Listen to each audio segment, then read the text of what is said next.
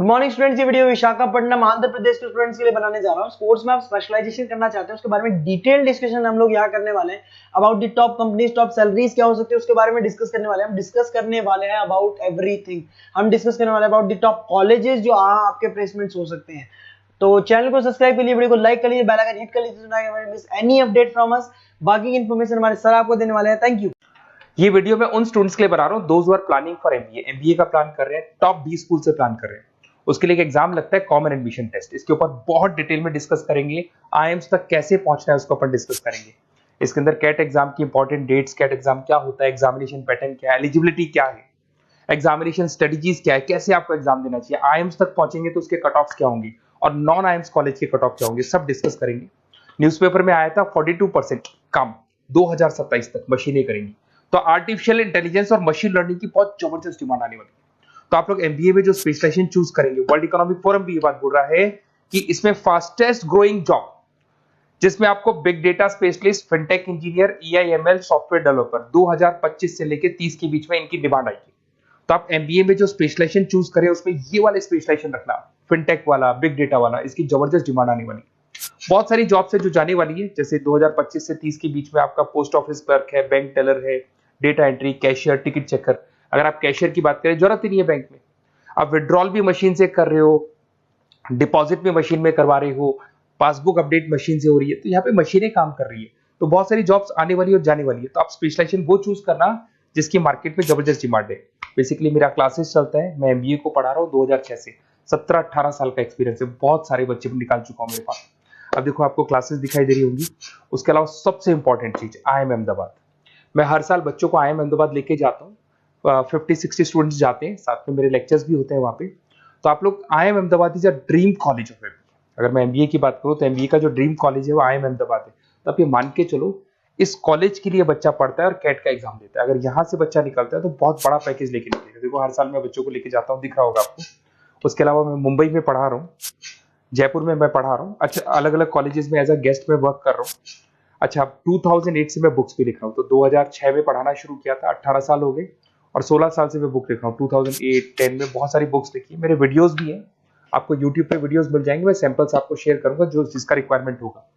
अगर आपको best college का रिक्वायरमेंट हो या फिर कैट के लिए कैसे स्टडीज करनी है उसका रिक्वायरमेंट है कि कौन कौन से कोर्सेज हैं कैट में, कहाँ पे आपको एडमिशन लेना चाहिए और किस तरीके से स्टडीज करनी है, कट ऑफ क्या जाएगा, तो उसके ऊपर आप डिस्कस कर सकते हो। मेरा नंबर है, इस पर कॉल कर सकते हो।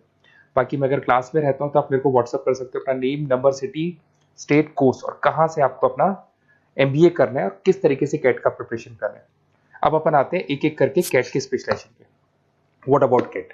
देखो, कैट का जो एग्जाम है वो आईएम्स लेता है, इंडियन इंस्टीट्यूट ऑफ मैनेजमेंट। इसमें एमबीए पीजीडीएम करवाता है। मोड आपका जो है ऑनलाइन बेस होता है, कंप्यूटर बेस्ड मोड होगा आपका। ड्यूरेशन 2 घंटे का आपका पेपर होगा। इसमें आपको verbal ability, reading comprehensive, data interpretation, logical reasoning and quant मिलेगा। तो 3 सेक्शन में डिवाइडेड है पेपर। आपको हर सेक्शन में 40 मिनट्स मिलती है। 2 घंटे का आपका पेपर है, तो उसको कंप्लीट करना है। तो इसमें पढ़ना कैसे है, उसकी स्ट्रेटजीज क्या है, इसको अपन आगे डिस्कस करेंगे। देखो आपको इंपॉर्टेंट डेट्स दिखाई देंगी। नोटिफिकेशन इसका जुलाई 25 तक आ जाता है। उसका रजिस्ट्रेशन अगस्त में स्टार्ट होते हैं, सितंबर में आपका लास्ट डेट है, एडमिट कार्ड अक्टूबर में आता है, नवंबर में लास्ट संडे, जो लास्ट संडे होता है नवंबर का, उस दिन एग्जाम लगता है इसका, और जनवरी तक रिजल्ट आ जाता है। अब देखो इसमें बहुत सारी चीजें जो अपन डिस्कस करेंगे। टोटल इसमें 66 मार्क्स का पेपर होता है, वेरी भी करता है थोड़ा बहुत। 40 मिनट्स पर सेक्शन को मिलता है। इसके अंदर आपका इंग्लिश है, रीजनिंग है, क्वांट है, इनके लिए अलग अलग टाइम मिलता है। 1/3 इसमें नेगेटिव मार्किंग रहती है। मतलब अगर आपने कोई किसी ऑप्शन बेस्ड क्वेश्चन को तुक्का मारने की कोशिश की तो 1/3 कट जाएगा। एमसीक्यूज में नेगेटिव होता है, और बाकी जो सेक्शनल कट ऑफ जरूरी है इसके अंदर। मतलब ऐसा नहीं है कि आपका इंग्लिश में स्कोर आ गया, मैथ्स में नहीं आया, डीआई में नहीं आया तो सिलेक्शन नहीं होगा। इंडिविजुअल आपका इंग्लिश में भी आना चाहिए, मैथ्स में भी आना चाहिए, डेटा इंटरप्रिटेशन में, तीनों में आना चाहिए आपका। और एमसीक्यूज में जो नेगेटिव मार्किंग है एमसीक्यूज के लिए होगा, नॉन एमसीक्यूज के लिए नेगेटिव मार्किंग नहीं होता है। उसके अलावा अगर मैं एलिजिबिलिटी की बात करूं तो जनरल का अगर स्टूडेंट है तो 50% मार्क्स चाहिए। अगर आपका 50% से कम है, you are not eligible to give the CAT examination. अगर एससी, ओबीसी, रिजर्व कैटेगरी से है तो 45% आपको चाहिए। देखिए, और एज लिमिट नहीं है, कोई भी बच्चा एग्जाम दे सकता है। फाइनल ईयर का स्टूडेंट दे सकता है, फाइनल ईयर होने के बाद भी वो एग्जाम दे सकता है। अगर मैं स्ट्रेटजीज की बात करूं, देखो बार बार मैं एक चीज बता रहा हूं, जब भी आप पेपर को अटेम्प्ट करते हैं इसमें टाइम कम होता है, क्वेश्चन ज्यादा होते हैं। तो यहां पर आपको रिजेक्शन आना चाहिए, सिलेक्शन नहीं करना है, रिजेक्शन करना है। बहुत सारे ऐसे क्वेश्चंस होते हैं बहुत इजी है, उसमें 4 से 5 मिनट खराब हो गए और आपने उसका राइट आंसर निकाल दिया। अरे भाई वो 5 मिनट में 5 क्वेश्चंस करने थे आपको, उस क्वेश्चन में फंस के आपने 5 मिनट खराब कर दिए। तो जो क्वेश्चन इजी और आपको लग रहा है सॉल्व हो जाएगा बट टाइम लेगा, आप उसको छोड़ दो, रिजेक्ट कर दो।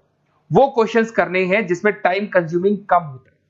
आप अगर टाइम को एकदम से वेस्ट कर देंगे ना तो बाद में रियलाइज होगा टाइम चला गया, क्योंकि मैनेजमेंट एप्टीट्यूड टेस्ट है, जैसे गवर्नमेंट एग्जाम के टेस्ट होते हैं। तो यहां पर क्या टाइम सबसे बड़ा इंपॉर्टेंट फैक्टर होता है आपका। तो बेसिकली एक्यूरेसी होना चाहिए, स्पीड होना चाहिए और आपका टाइम बैलेंस होना चाहिए, और साथ के साथ कौन सा क्वेश्चन छोड़ना है और कौन सा करना है। बहुत सारे क्वेश्चन होते हैं जिसमें लालच देता है करो करो करो, बाद में पता लगता है फंस गया उस क्वेश्चन के अंदर और फंसने का टाइम चला गया। तो टाइम नहीं जाना है इसके अंदर। उसके अलावा देखो, अगर मैं आईएम्स की बात करता हूँ, आईएम्स में 99 percentile, IIM Ahmedabad is 99 percentile आपको चाहिए। उसके बाद में अगर मैं बात कर दूं, बेंगलोर 99, कोलकाता 99, लखनऊ में 97 टू 98 चाहिए, इंदौर कोझीकोड में 95 टू 97। तो परसेंटाइल तो मान के चलो, अगर आपको टॉप कॉलेज चाहिए ना तो 99 प्लस परसेंटाइल चाहिए आपको, ठीक है। उसके अलावा अगर अपन देखते हैं एफएमएस दिल्ली, नॉन एक्सेप्टेबल जो कैट का एग्जाम तो लेते हैं बट नॉन आईएम्स है, वो भी 99 मांगता है। एसपी जैन भी 85 टू 95 मांगेगा। एमडीआई गुड़गांव 95 परसेंटाइल मांगता है। आईएनपी गाजियाबाद 85 टू 90 मांग रहे हैं। तो कॉलेजेस तो बहुत हैं, और ये मान के चलो आप 80 से लेके 99 के बीच में अगर आ जाते हो तो आपको टॉप 20 स्कूल्स मिल जाएंगे। अगर आईएम्स भी नहीं मिलता है तो उसके नीचे के स्कूल्स मिल जाएंगे। बाकी अगर इसको डिटेल में आपको डिस्कस करना है तो मेरा नंबर है, आप कॉल कर सकते हैं। अच्छा, उसके अलावा मेरा नंबर आपको दे दिया मैंने, अगर मैं कल क्लास में हूं या कॉलेज में हूं, फोन नहीं उठाता तो व्हाट्सएप कर देना, अपन डिटेल में डिस्कस करेंगे सारी चीजें, और कहां से आपको कैट करना चाहिए, कौन सा इंस्टीट्यूट बेस्ट रहेगा वो भी मैं आपसे डिस्कस करूंगा, कौन से कॉलेज में आपका एडमिशन लेना चाहिए वो भी डिस्कस करेंगे, किस तरीके से आपको पढ़ाई करनी है, नोट्स कैसे मिलेंगे, वीडियोस कैसे मिलेंगे, सब डिस्कस करेंगे। Okay, best of luck for your CAT examinations. और कोई कॉलेज से रिलेटेड क्वेरी है तो वही आप मेरे को कॉल कर सकते हैं। Okay, best of luck.